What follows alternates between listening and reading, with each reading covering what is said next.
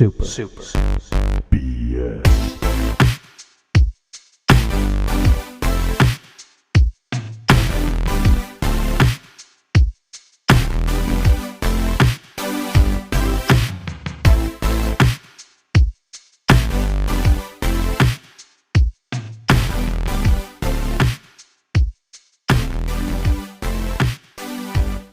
Well, this is me, lovable boy of thunder, baby boy Brank, which is a Thor Brank combo. I am here from the land of thunder, Southern California. Everybody knows this as Thunderville, USA. Population us.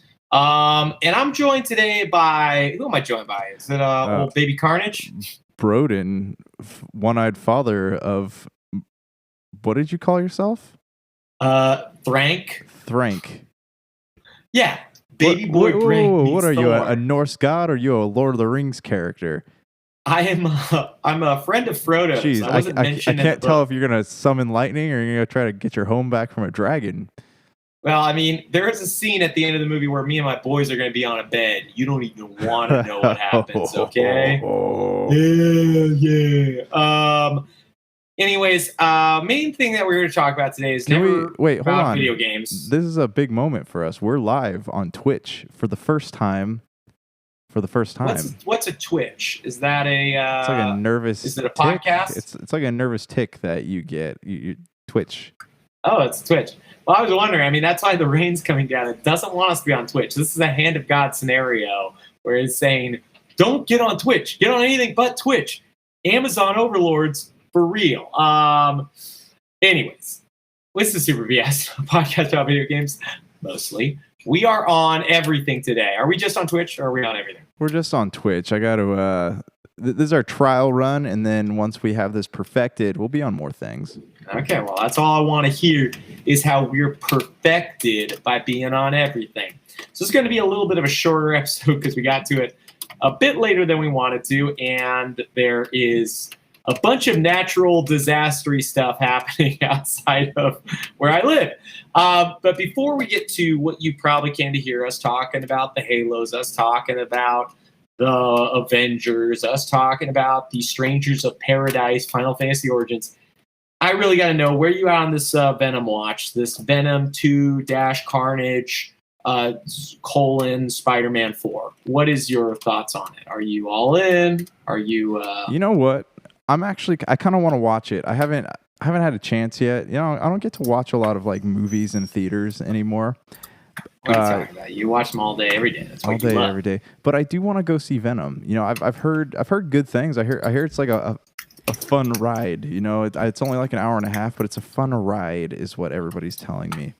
Well, that's my quote for the Daily Bugle. Is Venom 2 Carnage Fun Ride is actually what I titled the film. Where are you standing on this whole thing? I am watching it. I plans to watch it. I've never seen the first one, so I'm going to try to do that. It's not bad. Are you okay?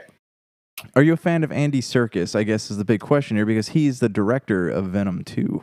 So I like Andy Serkis. I never watched his Jungle Book. Do you remember how there were like two competing Jungle Book films? I didn't watch it either.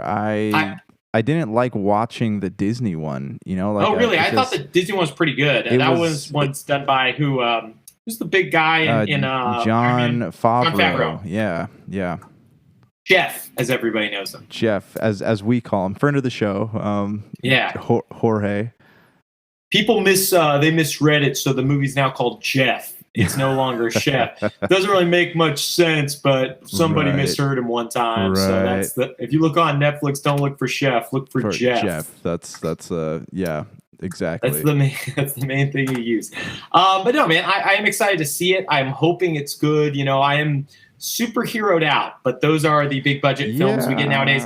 Yeah, and it's kind of, I don't know. I was talking to someone about this the other day. Like that's the post-COVID landscape for film, I guess you could call it. Like, it's going to be weird because only these big franchise films are going to be what's successful in theaters, and the rest are going to have to deal with the straight to streaming release. I'm also just curious about like what's going to happen with Dune, because that's a movie made for the big screen, but it's also going to be streaming on HBO Max. I don't know. It's a weird time we're living in. I definitely will be one of those people who I would have watched it in theaters if that would have been the main way. But because I'm an HBO Max subscriber, I have no doubt I'll be watching it on my 1080p TV that doesn't have a sound bar. Oh, absolutely.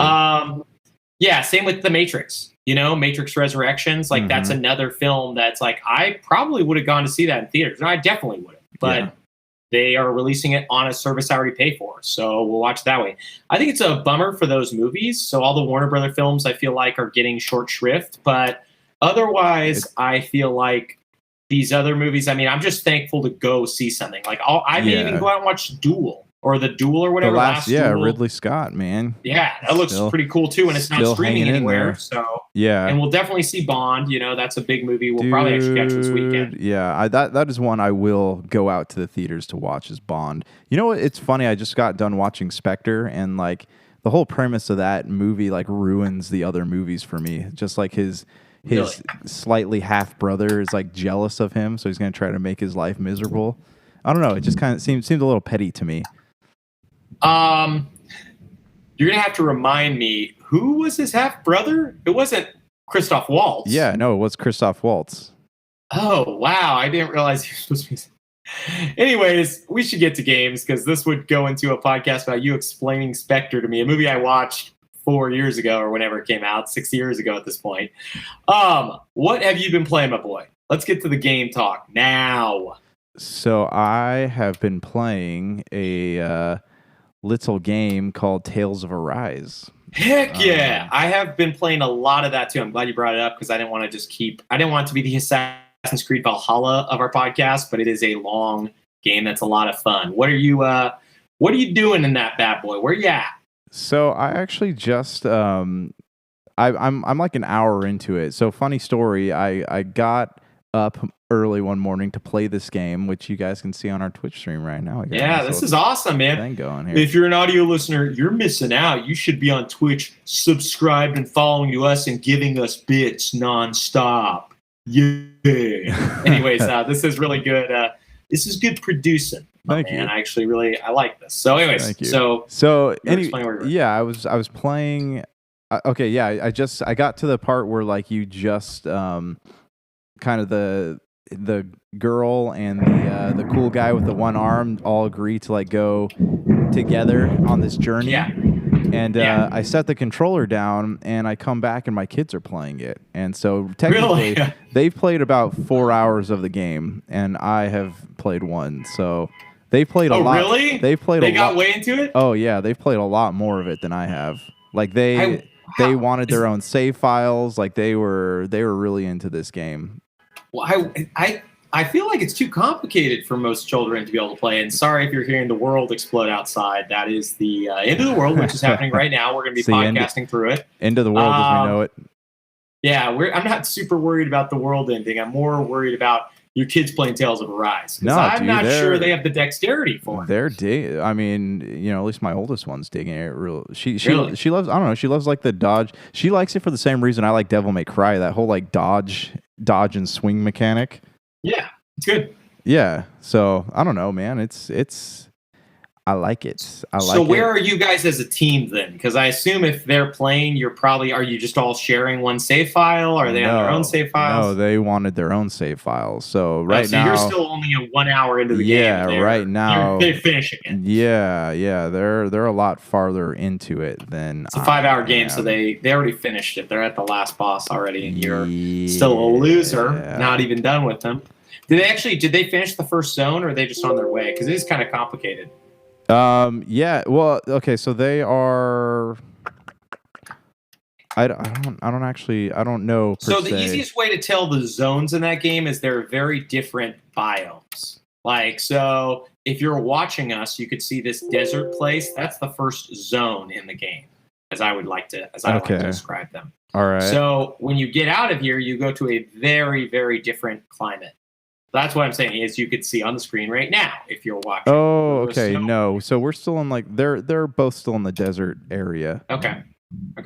They had it in the older Tales games. This is the first one without it. They used to have a co-op. Used to be able to do co-op Really? battles. Oh, Yeah. that would have been fun. I mean, because Yeah, I feel like this one would have been without split screen really complicated because of Yeah. how much movement there is. Yeah, well, I mean, I like the combat a lot in this. Like, I love how it's very smooth. I don't know, like Tales of Vesperia, I think was the last one I played on Games Pass, and Yeah. that one was it wasn't awful, but it wasn't as smooth as this, and it still felt very cartoony. Whereas like this feels this pardon the I guess the stereotype, but this feels more like Final Fantasy, which is something I enjoy about it. Yeah, that's something I would say too. It is still more anime and tropey than the mainline Final Fantasy games tend to be, even though they have that with like Cindy and all the other characters. But I will say that it's much more. It feels much more like an adult's game, if you will. Whereas like Tales of Vesperia starts so corny. You have to go to that castle. It's not very fun. Like, I really didn't enjoy the first hour or two of that game at all. Yeah. Whereas, like, this one, once you get your hands on the combat, it's pretty enjoyable. It's just, like, fun to play. Yeah, no, I agree, man. And it's just, I don't know, everything just feels, even though you are going to a separate battle screen, like, it still feels like I don't know, like it's one cohesive thing. Yeah, at first that bothered me like a bit. Like I was like, oh man, I wish you could be on the same screen like Final Fantasy 15 or one of those things. But when you realize how crazy the combat is in this game and how much movement there is, it wouldn't have worked. You would have just had these giant open areas where it would have been miserable to traverse, and enemies would have had to be super spread out. Otherwise, you would have never been able to escape. Just because of how quick everything moves, they had to really create these contained arenas. They would have to rethink the entire game. Whereas like the game right now is like pretty fun to play because it's a fairly linear path. You're just going from point A to point B and fighting combat. Maybe there's like a side, area you can walk to. Yeah. But like Final Fantasy 15, I went back to that recently. It's pretty overwhelming when you start it because it's like you can go anywhere. You just walk off the side of the road, which is cool, but which is funny because compared to like how big the open worlds are on some of the other Final Fantasy 15 or not 15 Final Fantasy games, it's actually quite mild. Yeah, it is, but I think the difference between those and Final Fantasy 15 is those are really barren, and not that Final Fantasy 15's open world has like tons going on, but you don't know it's barren because you can't see it. Yeah. The top-down overworlds are really easy to see, like, oh, there's nothing here. Maybe there's a mountain, and I know because the way the game works, I can't go up a mountain. Yeah. So Final Fantasy 15, you can climb a lot of the little cliff ledges if you find the right footings and stuff, and that's not a knock against it because we end up talking about Final Fantasy 15 so much. Anyways, all I'm saying is this is a much easier RPG to get into if you want something where it's like, hey, I'm going to enjoy combat. I am in it for like a fun, fairly, at least at the beginning, simple story. It really does pick up. And yeah, I just kind of want to have a JRPG. It's just like a big, that whole, adventure. That's what this game does. Yeah. Well, so to be honest with you, man, we were chatting about games that like truly you're excited to play when you get home. This is one that I am really excited to get back into. Like I've been craving it like all day. I just haven't had a chance to sit down today and play it. So this will definitely be something I'm going to spend some time with at night this week for sure. Yeah, that's been a little bit of a bummer for me. I would say I'm probably at the 50-60% point of the game. From talking to Dr. Don, I still have substantially more left to do, but yeah, I'm pretty close to being at that race towards the end. But I've had some other, non-gaming commitments that I've been trying to work towards. So I'll shoot one at you that I've played that I'm sure people would like to hear a little bit more about. Halo Infinite's stress test. This was the second week. They had one last week. I talked about the one match I got to play. That was a ton of fun. But I did not realize how it works. It's open for 4 hours at 4 hours per day, 2 times a day, for 3 weekend days. So Friday, Saturday, Sunday, I was open from I want to say 10 to 2 and 5 to 9 on those days. And thankfully this weekend I had a fairly light work week. So I was able to get in about 3 or 4 big team battle matches. All right. So tell me about it though. Like in comparison to Halo Reach or Halo 3, I think Halo 3 was the big one that we all played back in the day. Like how does it stack up? Like how does it feel? Well, I think it's the best Halo multiplayer probably ever made. Do I think I'll play it as much as Halo 3? No, not at all. There's so many multiplayer games out there now. So when I say that, don't get your hopes up. That's like, oh man, this is going to be the Halo that keeps everybody away from everything. This is the best one by far because it is modernized, but it has the same feeling of Halo 3. Like, I think it was Reach or one of them that added these weird pickups and used X, or maybe they weren't pickups, they were loadouts. Okay, yeah. You had to like load out your character. That's what I was actually going to ask you about. Like are we talking about like the armor lock and the jetpacks and the? Yeah. You choose all that stuff, and not that stuff was like crappy or anything. Because I'm curious if this game will have loadouts in some of the modes, just because the grapple hook that they show prominently in the trailers, it's not. Yeah. You don't start with it. You have to find it on the map, and it's a usable item, and you get it 5. You can use it 5 times once you pick it up, and when you die, you lose it. Yeah. So there are like pickups that kind of act like overshields and other things that you pop using like I want to say it was the right bumper. Okay. And that's also weapons too. At least in the beginning of every match, we start with assault rifle and a pistol, and then you'd find other guns throughout the map. And you would pick them up, and they would have X amount of bullets, and you'd use them, and whatever you die, somebody else would pick them up, rocket launchers, sniper rifles, et cetera, et cetera. So in a way, it reminds me a lot of Halo 1 in that capacity, where it's like you always start with the same guns, but it has all the modern things you'd want. It has a sprint button. It has a little bit of aim down sights. A lot of people hated aim down sights in 5. I loved it. So they got rid of it as a main thing, but you can zoom slightly in if you hold the left trigger. So it does give you that, at least a feeling of that, hey, I'm getting more accurate if I'm aiming down sights. Are the plasma weapons, are they still somewhat overpowered as they used to be? Like where you can charge one up and take the shield down and do a one-shot kill with like a battle rifle or something? I did not get a chance to play with either the plasma pistol or I think I picked up the plasma rifle and died almost immediately. I played one thing with the Needler, which was neat. A couple things. I think they got rid of the submachine gun from 2. Do you remember that weapon? That was like kind of a big weapon. Yeah. I did not see it at all in either of these the weeks that I played. Was that in 3? I don't remember. I remember that. I think it was in 3. I don't think they removed it from 3. I remember but they might have removed it from 4 or 5. It had some crazy recoil. That's why I never used it that often, because every time you shoot, it started wanting to shift upwards. Well, yeah. So there were the weapons that I tried, because I didn't get to try a shotgun, which used to be my favorite Halo weapon. I did not see a shotgun. I did not see submachine guns. I did not shoot the alien sniper rifle, if they have that in the game. They used to have like an alien sniper. Yeah.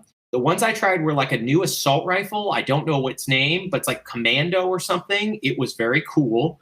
It might have been in 5, but I don't remember it.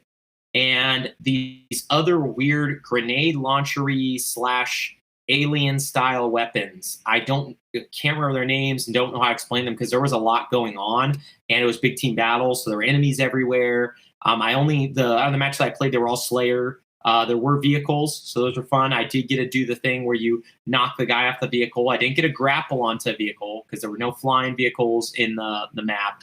Yeah. And I didn't see anybody near me where I could grapple. I did get to try the grapple. That was probably my favorite of the pickups, which is one of the reasons why it might be neat if they had a loadout mode, just because I would choose that as a loadout. Like, that is just the funnest thing that I had. And the other power-ups I tried were like, they have like a punch. It's got a repulsor. So it seems like it's like a gravity hammer style punch. I did see the gravity hammer. I did get to use it once. That was neat. I did not see the sword. I think it's in the game. I believe they showed trailers of it already. So I think there's a lot of stuff I haven't experienced yet, but I will say it's extremely smooth and it's just a joy to play, man. It really, really is really well made. And I can feel that whenever they do decide to release it, because it feels done. Like, I'm not entirely sure. The only thing in the entire thing that I didn't like was I didn't know an easy way to mute everyone without going into settings and muting people. You know what I mean? Like, there was no way to just go to the who's playing screen and press like individual players, which most first-person shooters have fixed at this point. So hopefully it's just like that could get that would probably get annoying after a while.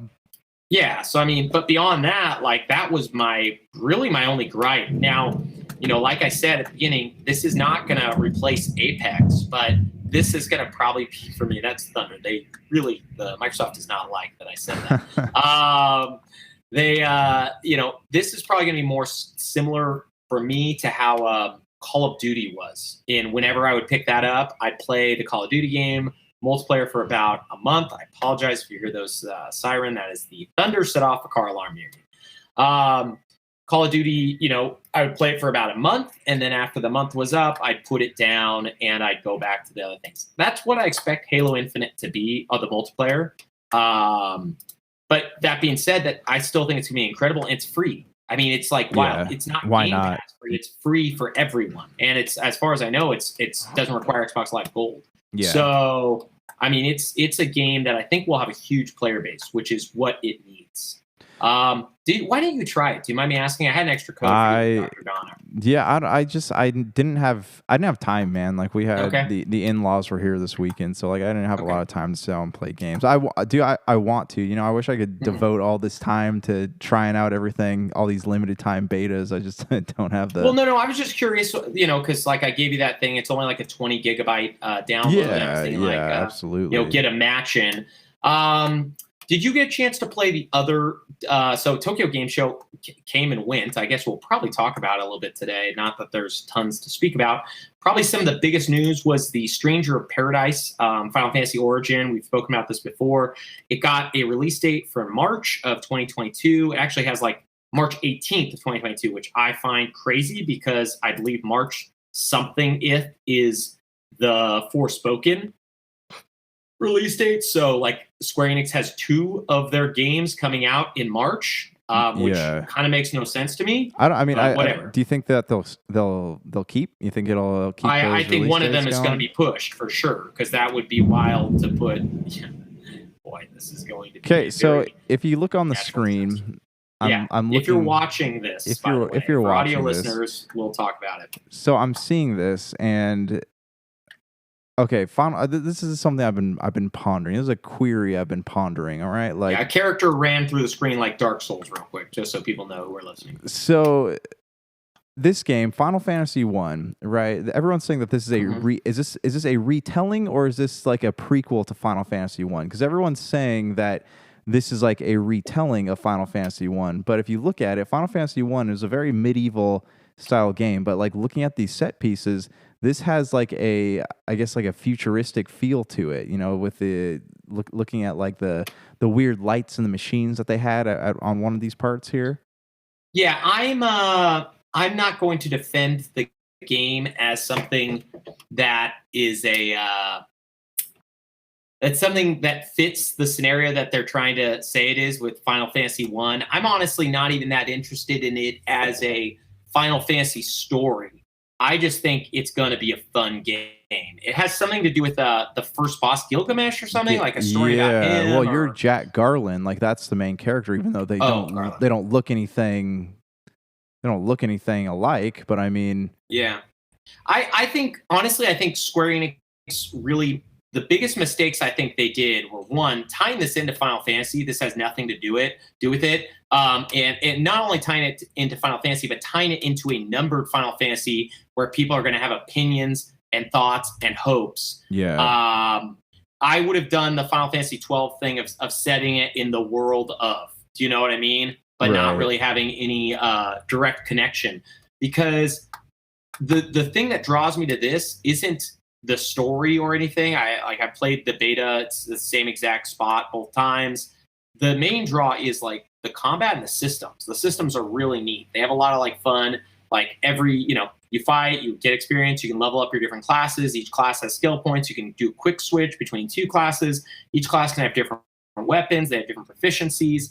And the combat is like a pseudo Neo Dark Souls-esque. So it's not as complicated or as challenging as either, but it's fun. It's challenging and complicated enough that it's not like, I wouldn't even say it's Tales of Arise style where we're gonna mash through most guys. You're gonna have to dodge and parry. And be pretty careful. It reminds me of Devil May Cry. You know, and I know I say that about a lot of games, but this one truly has a like Devil May Cry feel to it. Just looking at the way that it's animated and the way the combat goes, you have to, like you said, you have to dodge, and even like seeing that one move where you pick things up and they crystallize, right, and you're slamming them against the ground, like that feels like Devil May Cry to me. That has something to do with, I want to say it's called like soul breaking. You do this really annoying tutorial that they force on you to teach you a bunch of the actions and how the game works. And the one part of the tutorial that I was able to complete, but I didn't totally understand, was this soul breaking thing where it's kind of like your stamina meter, and you can sacrifice it all, and then you get to do something. You get like an extra move or something like that. Anyways, it was the one part of the demo that I really didn't like, because I don't remember in the first demo that I played, and I definitely don't understand how it works fully after playing it twice. That being said, this game is going to have to come out to like the worst reviews ever for me not to buy it, because the gameplay is good. It looks cool. I mean, I haven't had a chance to play the demo yet, but I mean, it looks like a really cool game. You know, like I wasn't, I've never played Dark Souls or Demon Souls, but like I am fascinated by this game. Yeah, the demo is timed. So for those who are listening, if download it soon, because it is only open till Monday, the 11th. But yeah, it's cool. I will say, at least on Series X, I didn't download the second demo on PS5, so I don't know if there's a discrepancy there. Okay. It is incredibly janky. So just go into it knowing that like there's screen tearing, frame rate issues. Like it at parts looks like a 360 game or an entry-level Xbox One game. But they've got nearly 6 months. So I'm hoping that's what they're there to do. Tighten stuff up and get it to run better. Yeah. Like if their game's already done and that's what they have the 6 months to do, I really think they'll do a great job. I don't know what they're doing. You know, I don't know their game plan or their roadmap. Before I get to a couple other things, is there anything else you got a chance to play over this week? No, I've had not as much time as I'd like. Tales of Arise, man. I was trying to make a point to sit down and play it, and I played an hour of it, so I feel pretty good about myself, you know? You did it, bro. You made it. Well, anyways, last week a bunch of stuff dropped on Xbox Game Pass due to Microsoft's Tokyo Game Show. Yeah, courtesy of Microsoft. Yeah. So Scarlet Nexus, a game that we all thought was going to be on Game Pass, it dropped there. And right before they announced that, they also had announced that Marvel's Avengers was coming to Game Pass. Hold on. Before we hit that, can we just talk about this for a minute? Like, Phil Spencer saying, I want to reach out to the Japanese gamers, right? Like, when Scarlet Nexus came out, the developers or the publishers clearly, it was Bandai Namco, right? That makes that game. Yeah, same as Tales of Arise. They clearly stated that they did not have an interest in the game being on Games Pass, at least right now. But I don't think they wanted to lose sales. I think everybody knew that they were going to be there, but they're like, it's not going to be on Game Pass. Don't think it's going to be on Game Pass. Please stop asking if it's going to be on Game Pass. Yeah, but I mean, seeing the workings between Phil Spencer and some of these Japanese companies, like it's making me wonder: are we going to possibly get an exclusive JRPG on the Xbox? Because it's no minuscule task to localize a game for Japan, right? Like they're localizing Starfield, and I think there's a couple others they're talking about. Like those aren't tiny tasks. So I'm wondering like what's going Tiny Tina tasks. So I'm wondering what is Microsoft going to get in return for this? Like it would be really cool if they had an exclusive JRPG. I would love that. Yeah, that would be cool. I don't have a lot of hope. The Xbox sells so poorly in Japan. It's selling better now, I believe, because the Series S, because a lot of Japanese apartments are small, but it sells so poorly. I don't have high expectations for them getting anything. I really think those times came and went with Lost Odyssey and Blue Dragon and their Mistwalker deals and Tales of Vesperia. If you remember, they had a hard push for Japan in the 360 era.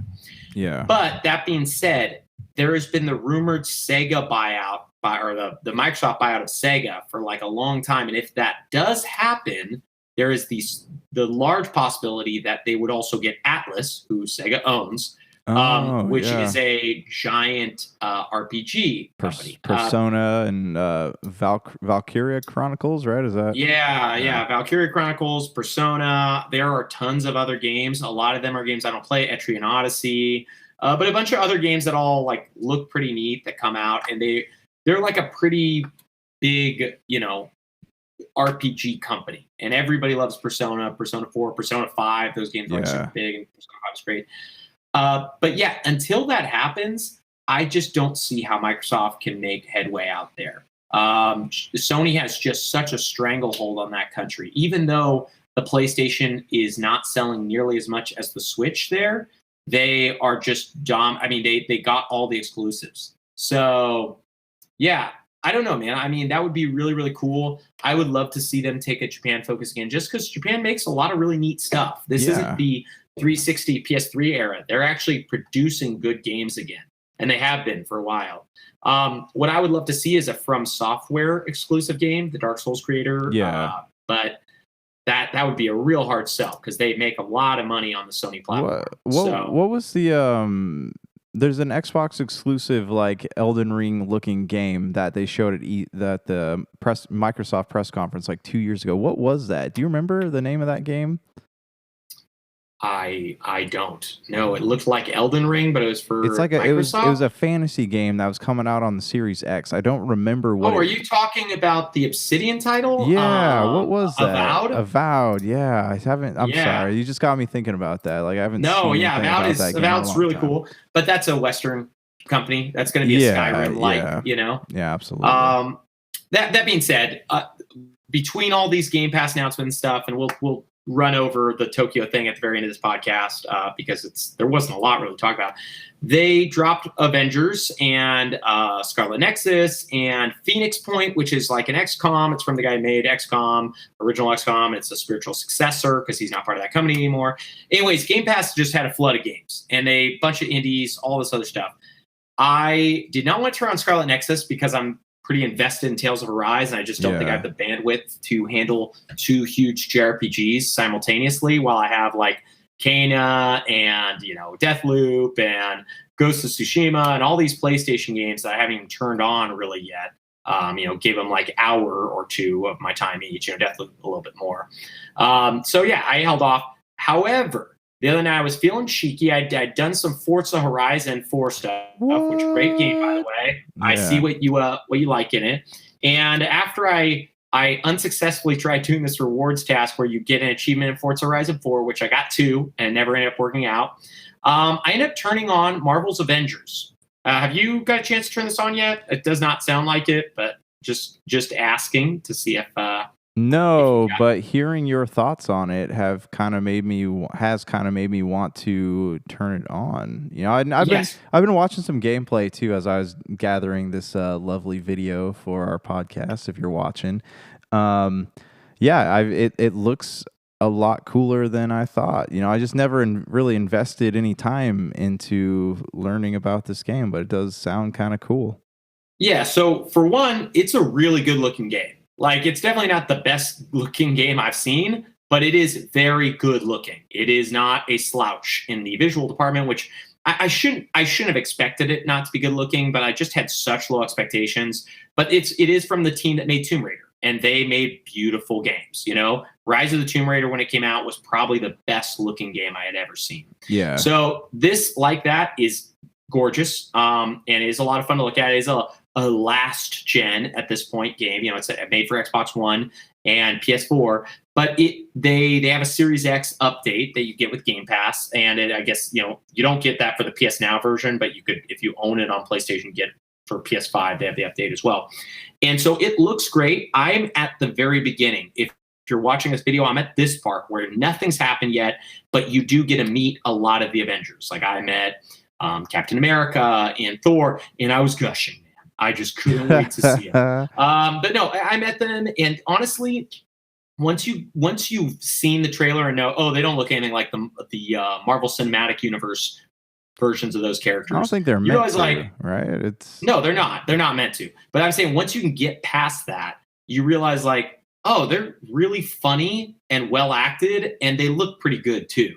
Like that whole beef that everybody had was just dumb. Like it was like, okay, they didn't get the rights, but these characters are really well crafted, at least in the beginning. Yeah, well, I mean, you have like Nolan North doing the voice of Thor, right? I can't remember the voice acting list, but I want to say Nolan North and Troy Baker. Yeah. All the usual suspects are there. Yeah, but I need Thor, Black Widow, Captain America, and the Hulk, and Nick Fury so far. And I'm just like in the first. Honestly, it's probably like 20 minutes of the game. It's pretty long beginning before you actually get the tutorial for the characters. But that being said, it is good. I'm very excited to play more of it. Now, the only thing I don't know is because it's supposed to be a live service game, I don't know how much of the live service elements I'm able to ignore and how many of them I have to deal with, have to play around with. So if I can avoid the multiplayer at all, which is kind of my goal, because I've heard the multiplayer is no good, that's what I'm going to do. I'm just going to rush through the single player story because I could imagine it being pretty fun. So yeah. I don't know, man. I can't like recommend it enough if you have Game Pass or even if you have PS Now. You might as well. I mean, if you have access to it without paying to buy the game, you might as well play it. Yeah. It doesn't look bad. No, it looks great, and it controls. I mean, I haven't got to do the combat yet, but I remember playing the beta. Remember it being pretty fun. The one thing I will say, the huge bummer about it is depending on how fast your internet is and depending on how much space you have, it is 146 gigabytes once downloaded. It is a huge game. It is probably one of the largest games on my Xbox at this point. So yeah, I won't be able to keep it on there long just because of that. So. Yeah, but my goal is to try to run through it, and hopefully the single player expansions, the Hawkeye stuff, and the Wakanda stuff. Right, but you won't get Spider-Man because that's a PlayStation exclusive. Yeah, well, he's not even in there yet. That's the craziest thing. Yeah. They're so far behind in terms of this game is like objectively, this game is a failure because of has less players. They're way behind. They're probably a year plus behind where they were supposed to be. Do you remember when they leaked the names of all the potential superheroes for it? That was like 2 or 3 years ago, right? 2.5 years ago? It was before the game came out. So I want to say the game came out last September, which feels like 2 years ago. Yeah. But we were doing the podcast when that leak came out, I want to say. We had started this version of the podcast. Oh, that's right. Yeah. We talked about it. And there were like 16 different superheroes they named or some amount like that. It was like Doctor Strange, a bunch of others that I don't remember. And they have not even gotten to Spider-Man, which was announced before this came out as like the PlayStation exclusive. So do you think that is going to be like all these expansions are going to be enough to bring people back into this world? I honestly think this Game Pass test, because it's a year after exclusivity or a year after it came out. So it's like, hey, it's been on sale for less than $20 at this point. Yeah. I think they're seeing if people are going to play it. My guess is if nobody does, maybe launch 2 more characters and be done with it. Yeah. Which is a bummer because I could imagine a world where the single player version of everything is still good. I could imagine a world where they could have made a cool multiplayer version too, but they didn't. So we'll see, man. It is worth giving a try though. I will say it's not like some garbage game. I actually think it's better than Outriders, the other Square Enix game, and that was a day one Game Pass third-person shooter. I enjoyed playing this more. It's less janky, less B tier. That's kind of been what I've played. Like I said, I played some Forza. I turned on some other stuff for minutes here and there, and I'm excited for Forza Horizon 5 for sure. Yeah, I think that's going to be really, really good. I'm trying not to get too deep into 4 just because it's like, what's the point? There's going to be a new one coming out, and I know me, so I probably won't be able to play both. Yeah. Just so we can, because it's so late on your end, do you want to just run through the Tokyo Game Show stuff and call it a night? Sure, let's do it. Okay. It's been a pretty slow news week, especially considering that there was a world showcase, online only because this is the world we live in. But anyways, so considering that, here's kind of the biggest takeaways. Stranger of Paradise, which we talked about, got a March release date, and they dropped a demo. Forspoken, they talked about it. They showed some pictures from the new Shin Megami Tensei 5. here's kind of one of the funner ones, which I have no interest in because it's mobile only. But Final Fantasy VII: The First Soldier. Do you know what that is? It's a multiplayer game, right? Wasn't there also a single player game supposed to be hitting iOS as well? I don't remember at this point because they announced a bunch of stuff at the same time. This is, I think you're right. Yes, yeah. You're talking about the Final Fantasy VII remake weird chapter thing that they were making that was in like the vein of the old Final Fantasy VII, but with the new story or something. Yeah. I can't remember, but do you remember what I'm talking about? It's like some weird. Yeah, no, I saw the video for it. And remake mobile. Let's figure out what that game's called real quick. It is the first soldier or something like that. Ever Crisis. Okay. Ever Crisis. That's the one I was asking about? Yeah, that's a smoothed out version of the Final Fantasy VII remake, but kind of in the way that the Final Fantasy VII original looked on PlayStation. So it's just like a smooth version of that with some anime style characters. Final Fantasy VII: The First Soldier is the battle royale that they're making, but it's mobile only. Like honestly, if this game was coming to a console like Switch even, I would love to give it a try. It looks bonkers and weird, and there's like magic and guns, and I am sure it is probably at least fun for a couple matches, but whatever, it's mobile only. I really doubt I will play it. Maybe that will change, but it's coming out in November. So that was the only news about it. They talked a little bit more about triangle strategy. Announced another, you remember you picked up this game earlier this year, Atelier? The Atelier series, they have Sophie sequel. I guess they have Atelier Sophie. I don't know what that one is. But. Yeah. So, funny thing, I keep reading all these people on the internet, all these people being really excited about this. So I didn't originally like the Atelier games or the first one. I played Atelier Ryza 1. But I don't know. It's just like seeing the excitement is making me think, okay, well, maybe I need to give it another shot, I mean, it's up to you. I don't think that's a game for me. When it pops out like Tales of Arise did, maybe I'll give it a shot. But that's this specific one, at least at first blush, I have no interest. I don't even want to look at it, really. Yeah. Art style, everything is just not for me. A Eiyuden Chronicle, Rising. I don't know. Do you know what that is? Eiyuden Chronicles? It's a weird, like, it looked like a 2D RPG, right? That was So Eiyuden Chronicles, they showed them off, I want to say at the Xbox E3 showcase this year, but they have Eiyuden Chronicles that comes out in like 2023, and it is from the team that made Suikoden, like the very famous JRPG on PlayStation 1. So it's like a spiritual successor to that, really gorgeous. It was a Kickstarter game, and I don't know how they got the budget for this, but they made an action RPG spin-off called Eiyuden Chronicle 100 Heroes, which is coming out before the main Eiyuden Chronicle game. It comes out in spring 2022. Interesting strategy. Yeah, it's wild, man. There's so much stuff going on with that. But they had a crazy Kickstarter backing, so maybe that got them the money they needed from producers and all the other people to make more stuff. They showed off some Monster Hunter Rise stuff. I don't think either of us care about that series. Yeah. Sega finally showed off their mysterious JRPG, which was a mobile game. And then Square Enix announced something coming out this month, October. And the artwork is so cool. But it's called Dungeon Encounters, and it looks so. That's like it's like a square, right? Like you're jumping across the squares. Yeah. And you will occasionally hit random battles, and it's like just still images of the characters on each side, the enemies, and then the heroes. Yeah, man. It seems like a whiff and a miss to me. But it's coming out to Steam and Nintendo Switch here, and probably in 2 episodes by the time you listen to this. I'm not going to try it though, and then. Phil Spencer mentioned him wanting to reach more people in Japan, like we talked about. Not sure that's going to do anything.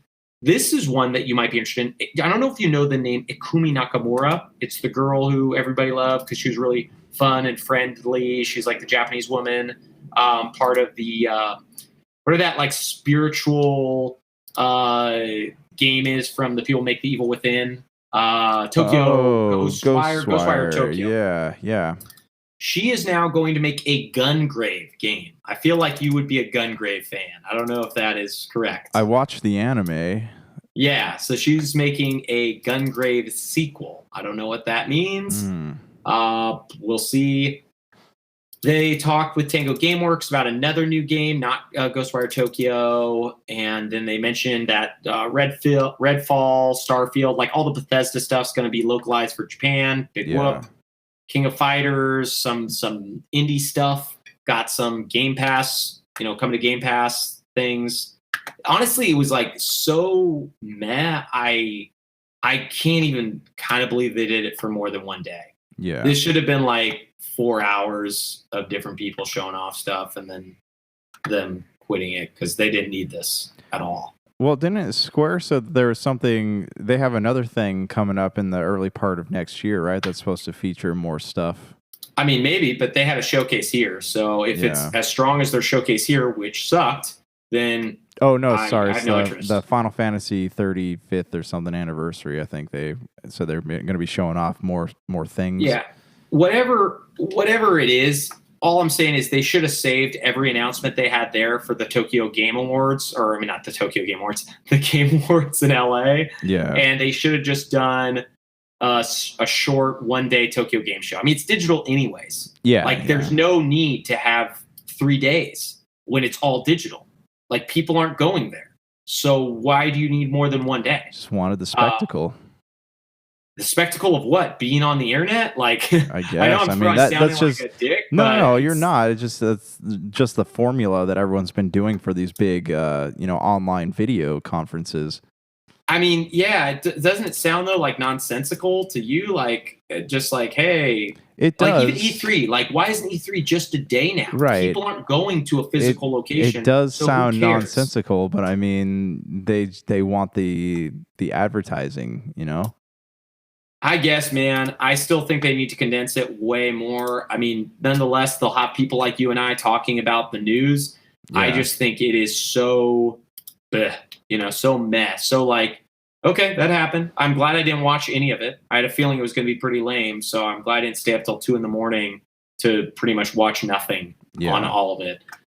When my main takeaway was Scarlet Nexus came to Game Pass. Yeah, I was stoked, and I read the headline. I was like, "Wow, that's great!" I was excited for that. I want to play it.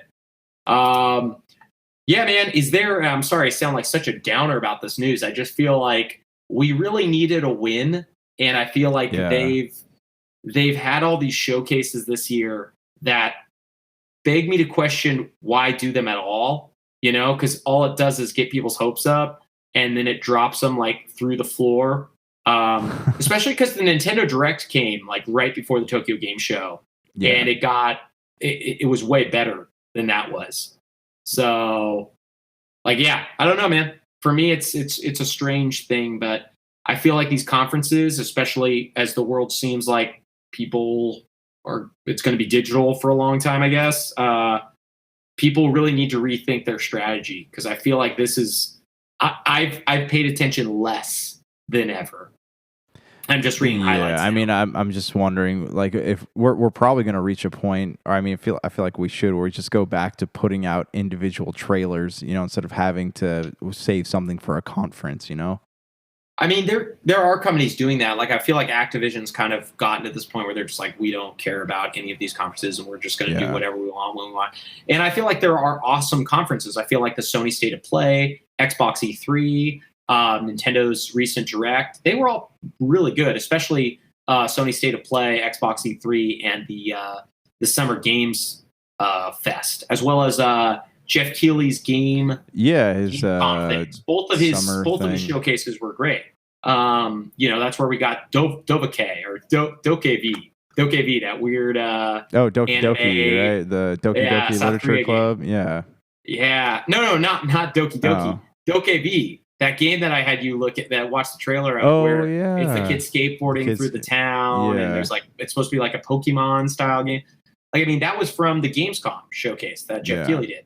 And that was too long. It was 2 hours, but I'd take 2 hours of that over 3 days of Tokyo Game Show stuff where, I mean, the biggest stuff was Scarlet Nexus on Game Pass and Strangers of Paradise Final Fantasy Origins demo and a release date.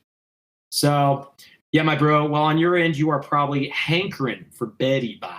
Is there anything you want to leave the people with now that we've entered this new age of streaming for the masses, as everybody calls it. Hey, we're just we're streaming. We'll be back next week. Same bat time, same bat channel. Nice. That is a Batman quote, it's from right? the old what is it, 1960s Batman, the one with Adam I used West. to watch that show all the time. It is so weird that like that used to be on syndicated TV, and I don't even know how you can watch it anymore. But I watched almost every episode as a kid. Like it was on just normal TV. Oh, absolutely. Yeah, it was on TV Land in the mornings. It's just so strange because I don't know how people are supposed to engage with old content. Like, do your two children know Betty Boop? Like, do these characters like Popeye? No, they watch. They watch like musicals, old musicals, because my wife likes them. You know, like the Frank Sinatra type stuff. But they don't really know the old cartoons very well. We just watched Three Ninjas last weekend, though. Incredible. That is actually a classic. That's a Hollywood award-winning, Oscar-winning film. No, I just mean like when we were younger, you could engage with classic material so much easier. You know, I don't even know how younger people are supposed to find even 90s shows outside of somebody owning the DVD. You know, I mean, you had to own copies of them. Well, there used to be channels that were geared specifically for that content. Nowadays, there's no channels on anything. You just watch the streaming stuff, and even then it's buried within all that extra. I agree, my man. It's a sad world where these kids aren't going to know that Garfield likes lasagna, man. It's making me sick. I know, man. Absolutely. Hope you're teaching him right, man. Give him a plate of lasagna every Monday because he hates Mondays and loves lasagna. Well, dude, wishing that there were more Garfield films coming out. That is one of the saddest things of our time, is the lack of Bill Murray as Garfield. Absolutely. Okay, till next time, play some games, my man. Let's get some game and chat, and we will be back ready to blow your world. Peace. Oh, yeah.